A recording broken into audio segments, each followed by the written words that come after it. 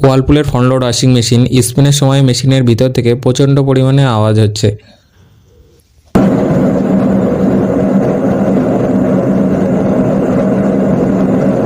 মেশিনের পিছন দিক দিয়ে ওয়াটার লিকেজ হয়েছে। এখানে যে পুলি লাগানো রয়েছে পুলির নিচ দিয়ে ওয়াটার লিকেজ হয়েছে।